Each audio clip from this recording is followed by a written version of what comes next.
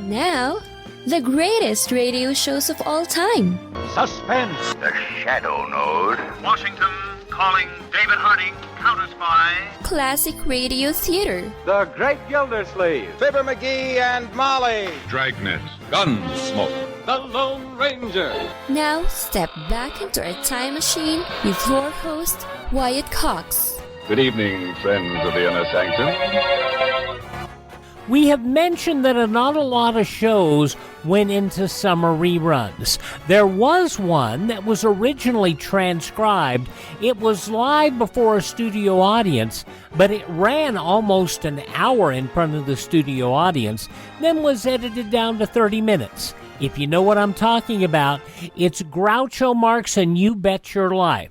During the summer of 1951, they did the best of Groucho over the summer. This episode of the program was originally broadcast June 20th, 1951. Ladies and gentlemen, the secret word tonight is door. D-O-O-R. Really? You bet your life.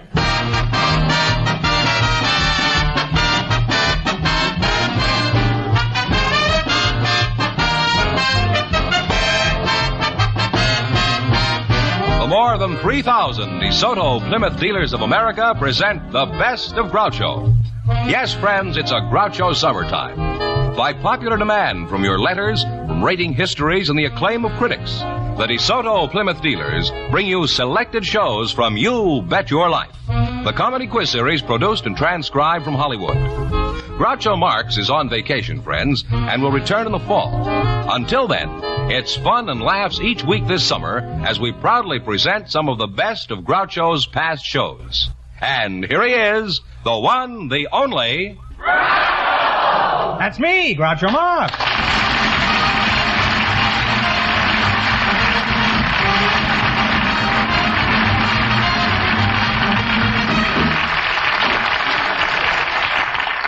Well, here I am again with $1,500 for one of our couples tonight. Mr. Fenneman, who's first to try for the $1,500? Well, just before we went on the air, our studio audience selected two young single people who said they'd like to get married someday. How refreshing. They found the right person. Yeah. And here they are, Miss Barbara Polis and Sailor Walt Rung. How do you go for this, Walt? Rungatus. I want you to meet Groucho Marx. Well, howdy do to you. Howdy do to you. Oh, welcome, youngsters, to You Bet Your Life. Say the secret word and you'll divide $100. It's a common word, something you see every day. A sailor and a girl, eh? Walt Rungatus. What branch of the Navy are you in, Walter? Coast Guard. Coast Guard, huh? Well, you can relax. The coast is clear. Where are you from, Walt? Well, originally Los Angeles, but I haven't stayed in one place too long. Is there some particular reason for that? Were you pursued by something? Well, not exactly. But... Handsome dog, isn't he? He isn't really a dog, but he's handsome. He's a sea dog, yes. An old sea dog. How old are you, Walt? 23. Barbara Polis? That's right. What's your hometown, Barbara? Los Angeles. Los Angeles. How old are you? 19. 19? I ought to be 19 again. Or even 50.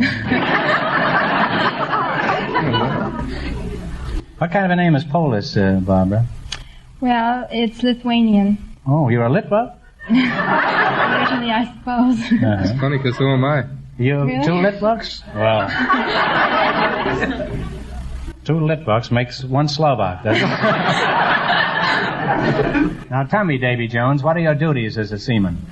Well, they consist of a lot. I squeegee down decks and kai them and... What's a squeegee down deck? Well, a squeegee's a little rubber gizmo on a end of a handle. What's a gizmo? It's a piece of wood. What sort of work do you do, Barbara? Oh, I go to school. I'm a low junior at UCLA. I'm majoring in French. Oh. Well, let's push this romance a little faster. We're wasting valuable time. Hey, Admiral? Might as well. What's your schedule tomorrow night, Walt? Oh, I'm free. Are you doing anything tomorrow night, Barbara? Well, I'll be busy at the Y tomorrow night. Well, if you're busy at the YMCA, I'm sure you'll be busy. What do you mean, you'll be busy Well, at the I'm Y? a volunteer at the YWCA. Oh, the YWCA. Oh, I volunteered there many times, but I've always been rejected for some curious reason. Well, could you use any more volunteers at the YWCA? Hundreds of them. Well, maybe I can help you. Would you like me to get you some volunteers? Mm-hmm. Barnacle Bill, how many... How many men are there in the Coast Guard? Well, offhand, I'd say thousands. Is that enough volunteers, Barbara? Well, we're looking for women volunteers. What do you think the Coast Guard is looking for, both?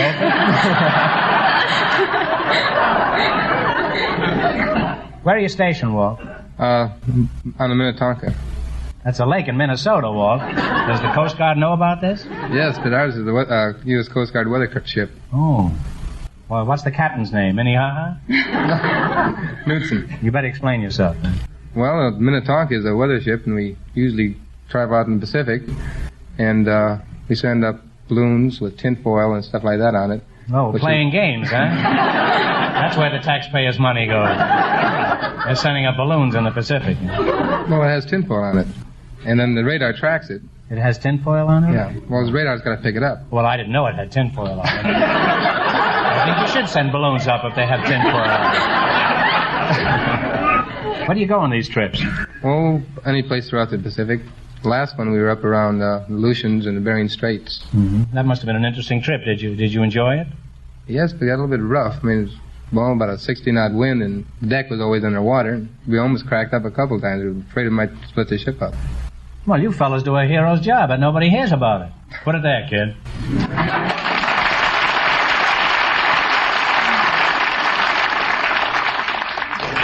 Now, when you're out on a cruise like the one to Alaska, how long do you stay?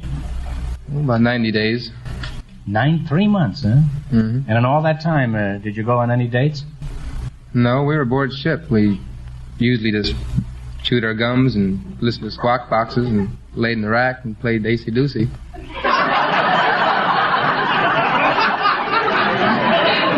You listen to the squawk boxes and lay in the rack and play acey-deucey. That's English as it is spoken in the Aleutians. Well, you're a charming couple, and I hope you'll be very happy together. He's so nautical, she's so cutical, and I'm so prehistorical. Now, in just 1 minute, you're going to work together as a team for a chance at the $1,500. But first, here's something of importance. June 20th, 1951. Groucho Marx and You Bet Your Life, the best of Groucho on Classic Radio Theater with Wyatt Cox.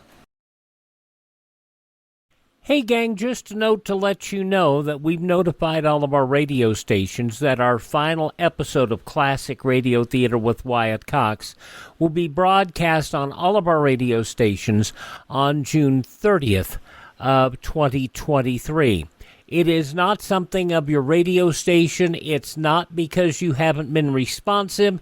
It's because my doctors have said I need to take time off, and I need to take a significant time off. I can no longer work 90 hours a week. It's just that simple. So to let you know, listen to the shows, enjoy the shows while you can. Go to our friend Ted at RadioMemories.com. He supplies a lot of shows. And go to our webpage at classicradio.stream and learn how you can build your own classic radio collection. But again, June 30th will end Classic Radio Theater with Wyatt Cox. Classic Radio Theater with Wyatt Cox on your favorite station. Back to Groucho Marx and You Bet Your Life, the best of Groucho, June 20th, 1951.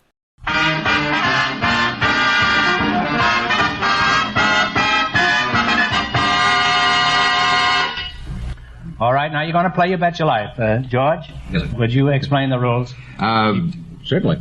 You bet as much of your $20 as you want on each of 4 questions. And the couple that earns the most money gets a chance at the $1,500 DeSoto Plymouth question at the end of the show. Here we go. Let's see how high I can bet you $20. You selected movies about wars. How much are you going to bet? 15. $15.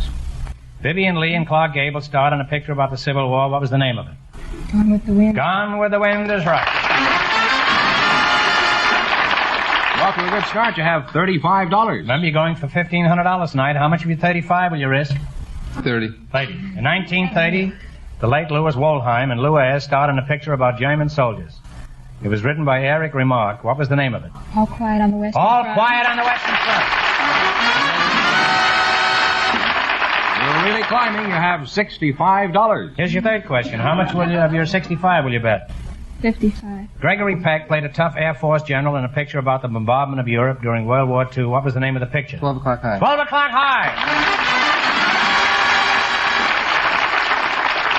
I was high the other night at 12 o'clock. You now have $120. 10. How much have they got? $120. Okay, Mr. Fenneman. Here's your last chance to beat the other couples. How much of the 120 will you bet? 100. 100. Gary Cooper played the title role in a picture of a sharpshooting soldier of World War I. What was the name of the picture? Sergeant York. Sergeant York is right.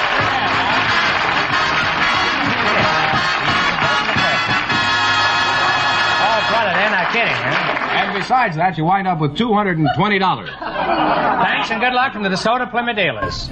Who's next, George? Well, let's see. We invited some horsewomen and some schoolboys to the program tonight. And just before we went on the air, our studio audience selected Janet O'Neill and Bob Bowles. And here they are, folks. Meet Groucho Marx. Welcome, youngsters, to You Bet Your Life. Say the secret word and you'll divide $100. It's a common word, something you see every day. Janet O'Neill, you're a horsewoman? Yes, I am. Well, you're a mighty attractive filly. Where are you from? Philadelphia? Or Saddle, Wyoming? Holyoke, Massachusetts. How long since you've been in Holyoke? 27 years. Oh, you left there when you were a year old, huh? No. 6 months old. No. Well, I won't pry any further. You're the schoolboy? Yes. How old are you? Bob Bowles, huh? That sounds like a simple declarative, Bob Bowles. I think it's a declarative. Is that a declarative? A simple declarative? Well, you won't get any more simple declarative than me up here. Bob Bowles, huh? How old are you, Bob? 14. 14? Well, you're a pretty large-sized lad for 14. You're the large economy size, huh? What school do you go to? San Fernando High. Mm-hmm. What do you want to be when you get out of school, Bob? Well, I'd like to be a farmer. Farmer? Why? Well, I'm interested in farm work, and I like the farm animals, and think a farm is a healthy place to live. Well, that's a very worthy ambition. If we had a few more farmers in this country, we'd have more farmers. We'd have more farmers' daughters, too. And if we had more farmers' daughters, we'd have more farmers. Now let the Department of Agriculture fool around with that. Janet, are you married? No, I'm not. You're not married? No, An attractive young woman like you with a horse and you're not married? Some horsewoman, she hasn't even been down the bridle path.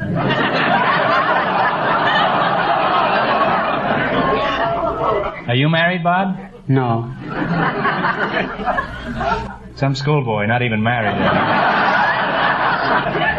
yet. You spend much time with girls? Not much. Why not? Too busy. Busy with what? With my pigs.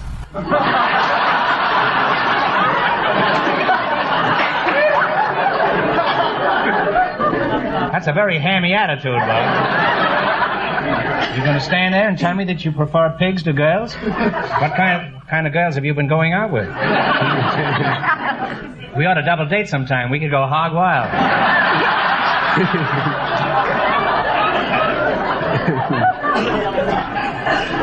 How come you're interested in pigs? Well, I belong How come is a southern colloquialism. It's a sister to a simple declarative. How is it you're interested in pigs? Well, I Swine is German for pigs. belong to the 4-H. I explain everything. What? I beg your pardon. You say you're from Holyoke? And you're from, where are you from? Los Angeles. Oh, Los Angeles. How come you're interested in pigs? Well, I belong to the 4-H club, and it's my project in the 4-H. What's the 4-H club? Harry's Herring and Halibut Hunters? No, it's a club for rural boys and girls between the ages of 10 and 21 that are interested in farming. Let's see.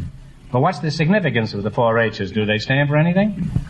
They stand for head, heart, hands, and health, and it's in a pledge which goes, I pledge my head to clear thinking, my heart to greater loyalty, my hands to larger service, and my health to better living, for my club, my community, and my country.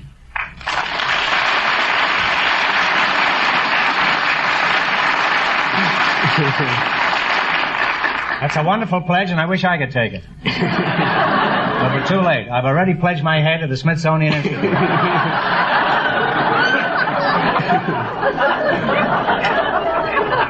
Let's see, you're the horsewoman, eh? Yes, I am. Where are you from, Janet?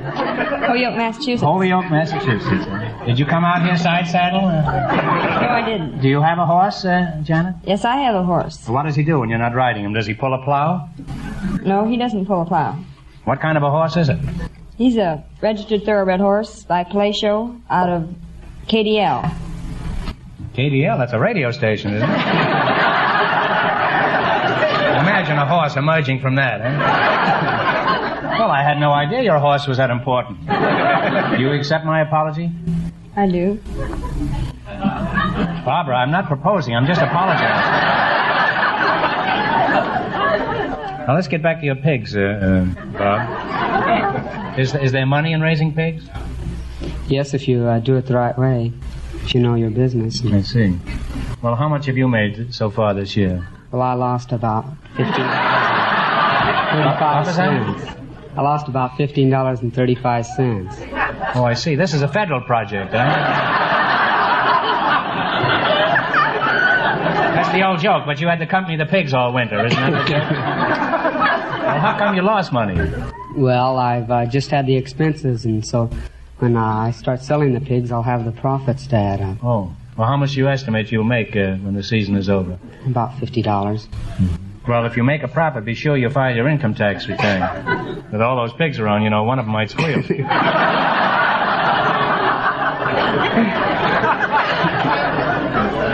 Well, it's been fun talking to you two, and most instructive. Now, let's see how well you work together as a team. You're going to play You Bet Your Life. You beat our other couples, and you'll get a chance at the $1,500 question. I can't tell you how much our first couple won, but George Fenneman is going to remind our listeners. The Coast Guardsman and the girl won $220. Here we go. Let's see how high I can bid you $20. You selected famous brothers. How much are you going to bet? $10. $10. George and Ira were both famous in the songwriting field. What's their surname? Gershwin. Gershwin. Gershwin is right. Huh?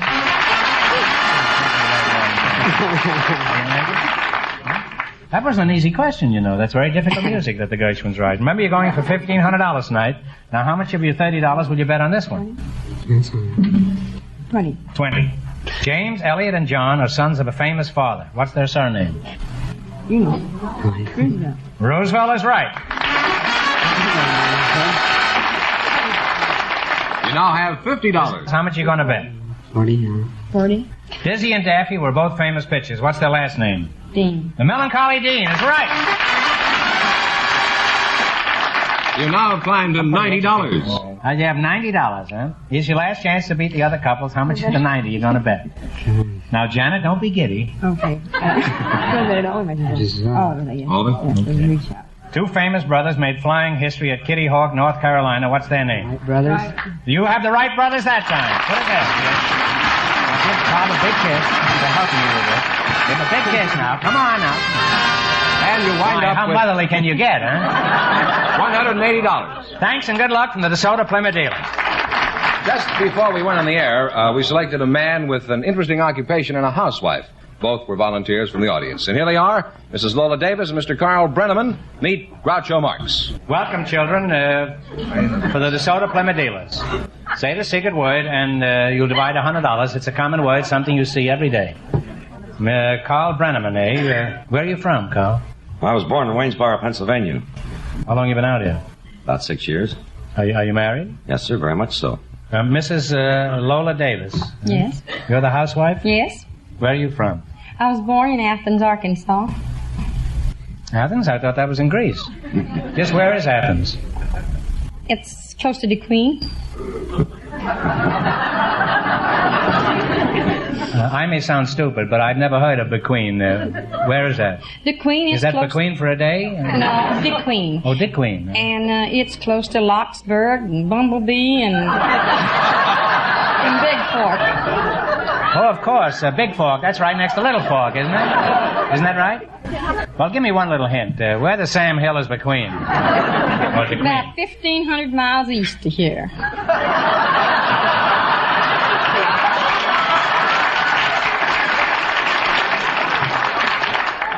Well, keep it there. I'm pretty sick of the whole thing.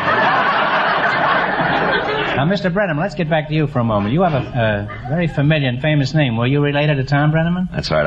Tom was my brother, Groucho. Oh, well, he was a wonderful performer. I'm sure he'll be remembered by millions of people.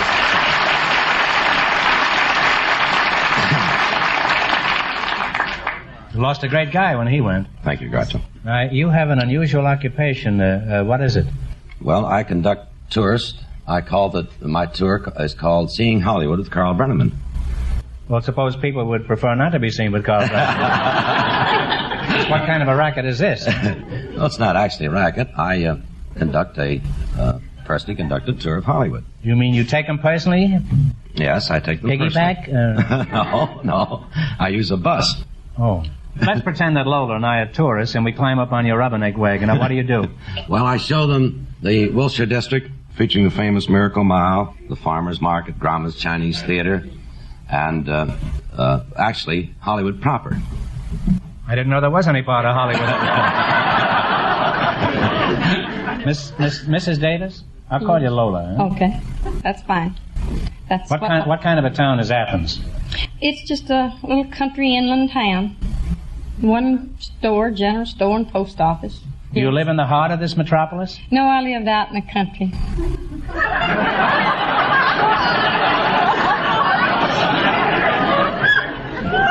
Was that Athens too fast for you, Lola?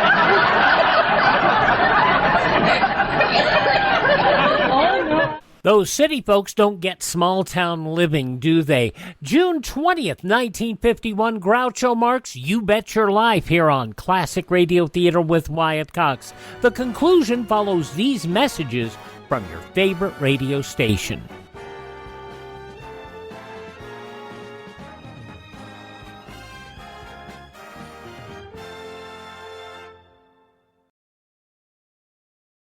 Just going to take a minute here to tell you about the big savings going on now, the clearance sale at MyPillow.com. And you know, I've talked about how in my office I have a pair of My Slippers, and they're really comfortable, and they're on clearance right now.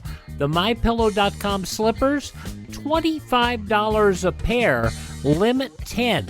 And I would buy 3 or 4 more pairs. Unfortunately, they're out of my size. They also have sheets, pillowcases, clothing items, all on special right now.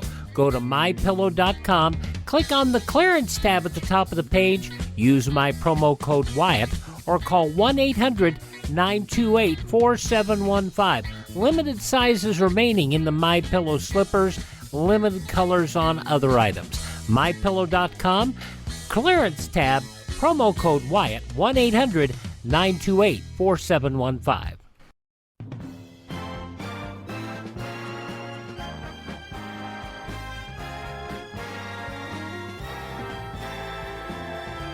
You're listening to Classic Radio Theater with Wyatt Cox on your favorite station. We're listening to an episode of You Bet Your Life, June 20th, 1951. The big city guys don't get how life is down on the farm. You lived on a farm? Yes. Well, did you work around the farm? Oh, yes. I milked the cows and slapped the hogs and fed the chickens and gathered the eggs and chopped the cotton and... What'd you slap the hogs for? Did they say something wrong? Oh, they'd squeal if you didn't. Can you call hogs? Yes. Let me hear you call a hog. Won a contest one time. Come on, boys!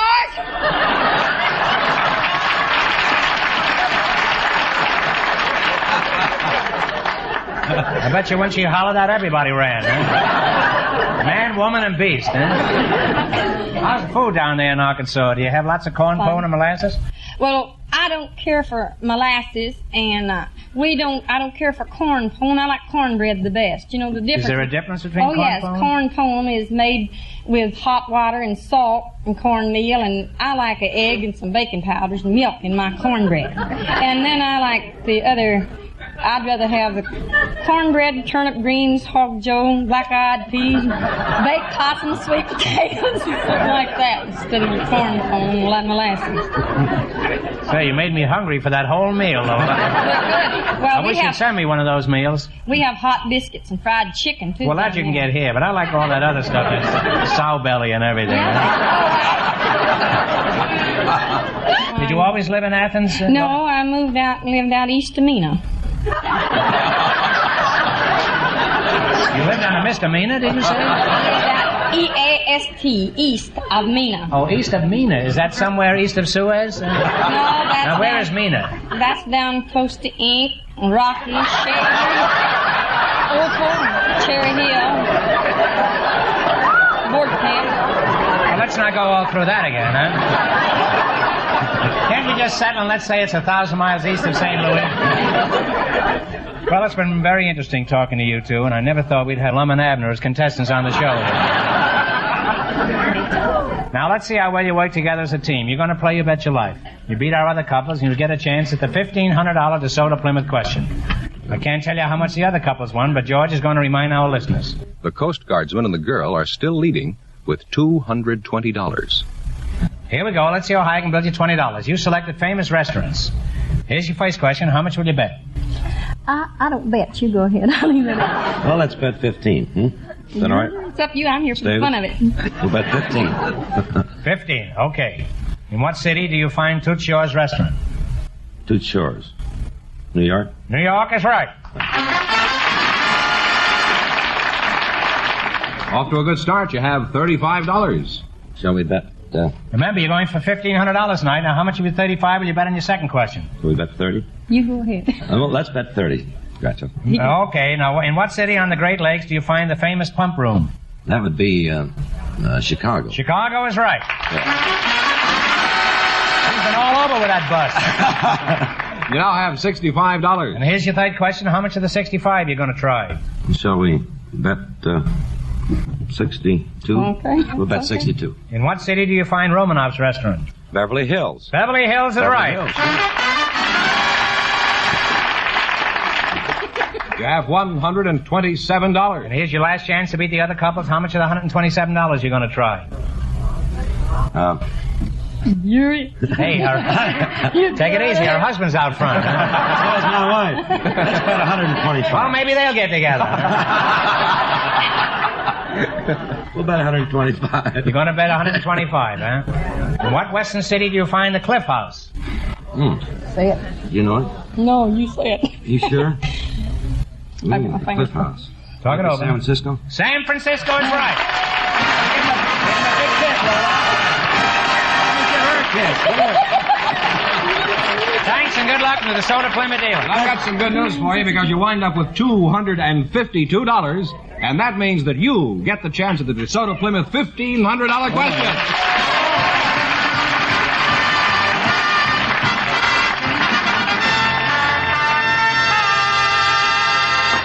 And here's the winning couple, Groucho. The tourist guide and the housewife all set for the DeSoto Plymouth $1,500 question. Here we go for $1,500. I'll give you 15 seconds to decide on a single answer between you. Think carefully and please no help from the audience. Here it is. Let's see how observant you are. The picture of the White House is on only one piece of United States currency. For $1,500, what is the denomination of this bill?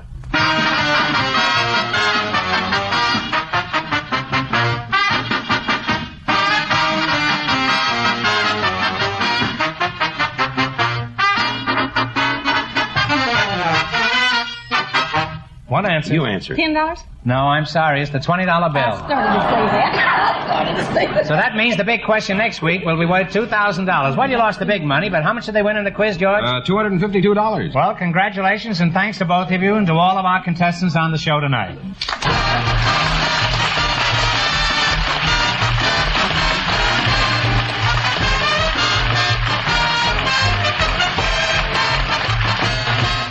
June 20th, 1951, You Bet Your Life on Classic Radio Theater with Wyatt Cox.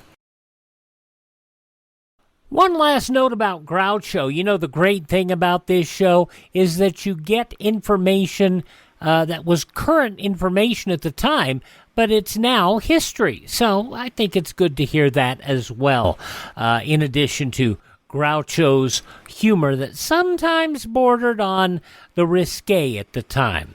Alrighty, let's get back to another episode of Lum and Abner, thanks to Ted at RadioMemories.com. This episode of Lum and Abner, well, it seems that Squire's not very happy. I wonder why. This episode from June 20th, 1935.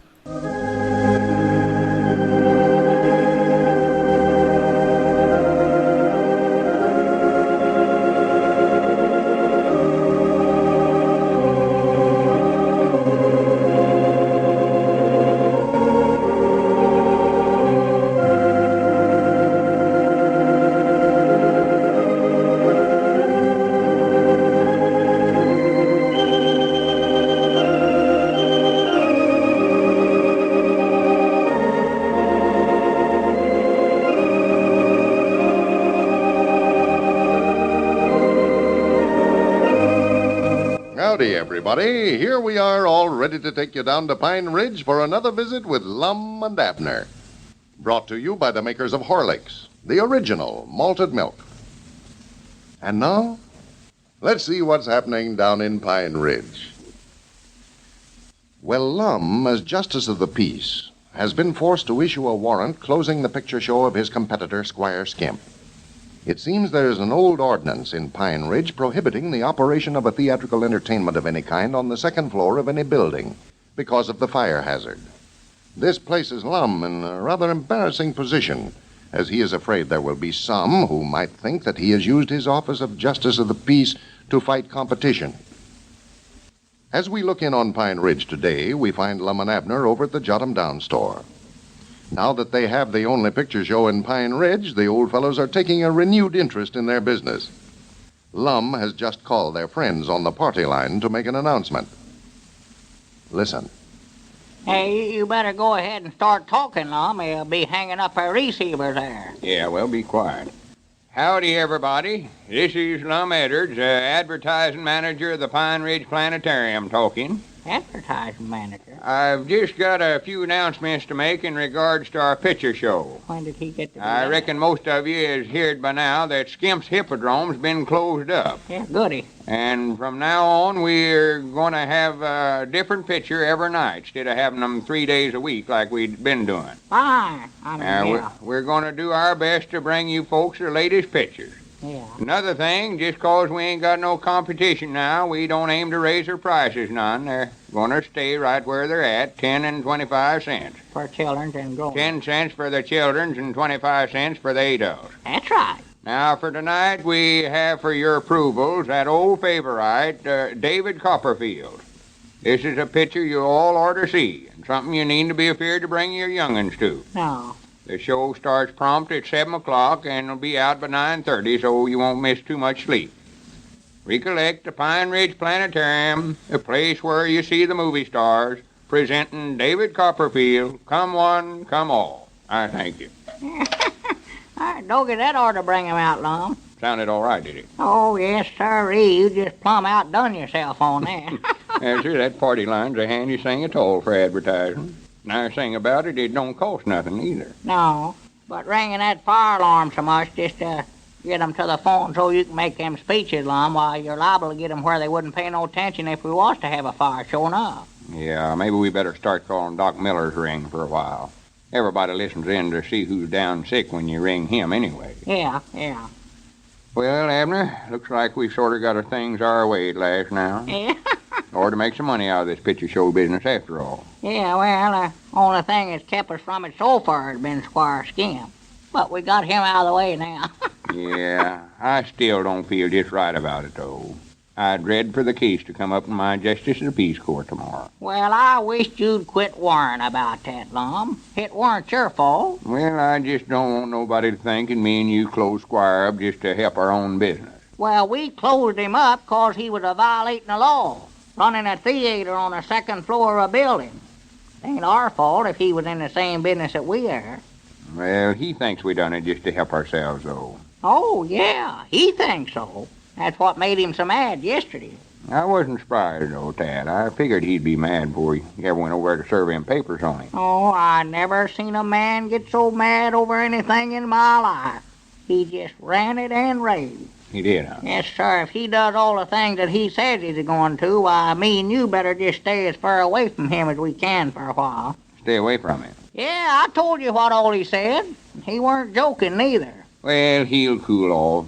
More than likely today he's having his regrets what all he said yesterday. And he made me so mad I started once to just slap them handcuffs on him and march him right over to jail and lock him up for calling me all them names. But I never. Oh, he was mad. Yes, Squire flies off in the handle, mate. Well, for look, he coming yonder. Where? Cedric Weeham coming up out there. Well, I do know. I reckon we knocked Cedric out of a job when we closed Squire up that way. Well, it's good enough for him. He had no business quitting us in the first place. Well, he just let Squire talk him into it, that's the trouble. Cedric means well, makes mistakes like all the rest of us, of course. Yeah. Oh, well, he's honest, all right. Honest as a day is long. Huh? Huh? Yeah, I don't know what I mean by that. How could anybody be as honest as a day as long? I don't know. You're the one that said it. I've heard it before. Well, that don't make good sense. Well, don't argue with me about it. You're the one that said it. Honest as a day is long. That's the silliest thing I ever heard. Well, howdy, Cedric. Come in. Yeah, Come in. glad to see you, Cedric. Howdy do, sir. How are y'all? Why, all right, I reckon, Cedric. How you been making it, Cedric? Oh, pretty good, I think. I lost my job over there with Mr. Squire. Well, that ain't nothing to laugh about, is it, losing your job? No, Mom, but I was just thinking, here I am back again. Right back where I started at. Yeah, I see you. Yeah, it's a shame Squire's place had to close up, Cedric, and throw you out of work. Yeah, and it's too bad that we ain't got nothing for you to do neither, Cedric, or we might let you go back to work for us. Yeah, if Abner hadn't learned how to run that picture machine, we might could use you down there at the picture show. But we don't need you now. Yes, Mom. And we ain't doing enough business here in the store to afford to hire nobody neither. No, Mom. Cedric, you just got to where you're taking us for granted. Just think you can quit and then come back to work any time you want to. Yes, Mom, I must be. Must be. Yeah. And quit saying yes, Mom, and no, Mom. Yes, Mom. Or no, Mom. Well, Yeah. Old Squire got pretty mad when I served that warrant on him yesterday, didn't he, Cedric? You ain't saw him mad yet, though. You ought to see him over there today. I just now left over. I went over there a while ago to draw my pay, but he was so mad I was scared to ask him for it. Oh, he's unsafe to be around, that feller, when he gets mad. I just turned around and walked off. Never said nothing to him about it. I don't blame you. That's just what I done yesterday. You fellers ain't got no drinking water around here, have you? No place, don't reckon. Why, yeah, there's a whole bucket full sitting right over on the counter, Cedric. I just drawed it a while ago. It's plumb fresh. Yeah, help yourself, Cedric. And keep your hands out of that candy case, though. And the Cracker Barrel. Yes, Mom. And quit saying yes, Mom. Yes, Swan, that's all that boy knows. Yes, Mom, and no, ma'am. I'll get tired of hearing it. Yeah, I reckon Squire's just now sort of beginning to realize this ain't no joke closing him up. Yeah. He's that mad. More than likely, the word sort of got passed around, you know, and everybody's joshing him about us getting the best of him. That's about what makes him Yeah, I so wouldn't mad. be surprised. Well, ain't no use to get mad about it. That won't help him none. No, but if I was you, Lum, I'd just stay out of his way for a while yet anyway. Ain't no use to just egg on trouble. No, but I've got to see him tomorrow afternoon when the case comes up in my court. I'm a-dreading it, too. Well, maybe he won't hurt you, Lum. Won't hurt me. No. Well, that ain't what I'm worrying about. I just hate to try the case in my court, for I know Squire's going to think that I'm closing him up just to get even with him. And if I don't close him up, why, everybody's going to think I turned him loose 'cause I'm scared of him. Yeah, well, if I was you and he's come Well, up I'll my... swan to goodness. Huh? Look over yonder. Look at Cedric. Oh. Straightening up that canned goods and dusting stuff off just like he's a-working here. Well, we never give him no job, did we? Why, no, we just went to work. Now, what you going to do with a boy like that? Yeah, we ought to just fire him. Well, how we going to fire him? We ain't even hired him. No. Well, I don't know. Looks like he's got her. Cedric, we told you we never needed nobody. Oh, my goodness alive, Lum. Look, there comes Squire Skimp, Lum. Look there. Well, let him come, Well, let him Lum, come. we better lock the front door. I don't want you to get hurt now. Well, don't you worry about me. I'll take care of myself. I dog it. I'm going to get out of here, Lum. I know what he said he's going to do to me. I'm a leave. I expect I better leave too, Mr. Lum. I don't want to be around when this thing happens. What time do you want me to be down to the picture show tonight? Why, about 6:30, I guess, Cedric. Well, I'll see you down there at 6:30 then. Yeah, I'll be back in a little bit, too. Well, here, Cedric, you ain't working for us. Hold on a minute. Oh, for goodness sake. I reckon we ain't got no say-so about it. Lum, what's the meaning of all this buffoonery? Closing up my theater. That's the way a card fights competition. Oh, come in, Squire. Sit down, sit down. Sit down nothing. I don't want to sit down. I want an explanation. You can't close my business up with some little law that you made yourself just to fit your own purpose. Squire, if you'll sit down, I can explain it to you. I can show you the ordinance if you want to see it. Well, I'd love to see it. I never had a thing to do with it. The warrant was swore out by 2 citizens of Pine Ridge, and me and Abner was just carrying out the duties of our office. Well, now, you're not putting a thing over on me, Lum Edwards. This is your idea all the way through, and I know it. And if you think you can run me out of business with some law that you've concocted yourself, you got another guess coming, because I ain't going to stand for it. Well, Squire, your case is set in my Justice of the Peace Court tomorrow afternoon. There'll be plenty of time then to argue the case. I'm sorry that you think that I'm trying to take advantage of you. I wish somebody else was presiding over the case. Well, I do too, and maybe we'd see justice. But I'll tell you this right now, Lum. If Skimp's Hippodrome is forced to close its doors, if you rule against me in that trial tomorrow afternoon, it'll be the biggest mistake you ever made in your life. And just remember, I warned you. Good day. Well, we wonder what bearing these threats will have on Lum's decision when that case comes to trial tomorrow. By the way, have you ever thought of Horlicks as a cool, refreshing summer drink? Mixed with cold water or milk, instead of hot. Horlicks, served this way, is an exceptionally good summer drink both for you and your youngsters. Not only cooling and invigorating, but nourishing and sustaining, too. It makes a fine, easy-to-digest lunch for hot, stifling days. One that'll keep you alert and satisfied without the need for heavier food.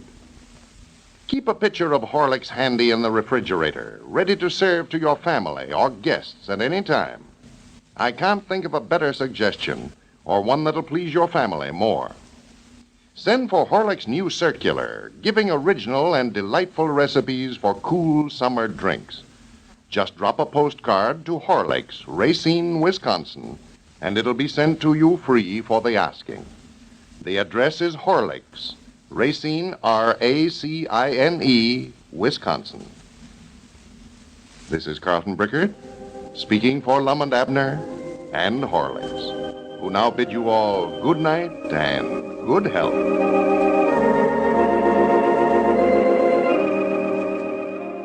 Squire's blustering isn't going to get him out of this. June 20th, 1935, Lum and Abner on Classic Radio Theater with Wyatt Cox. Thanks to Ted, RadioMemories.com, for supplying us these episodes of Lum and Abner. Visit our webpage, classicradio.stream. Stream our shows, learn about building a classic radio collection of your own, find our social media links, and you can also buy me a copy. The Buy Me a Coffee money helps us acquire additional classic radio collections and maintain our distribution channels. classicradio.stream. Please thank this radio station and support their advertisers. Most of all, tell all your friends the greatest radio shows of all time are right here at this spot on the dial. Classic Radio Theater with Wyatt Cox on your favorite radio station.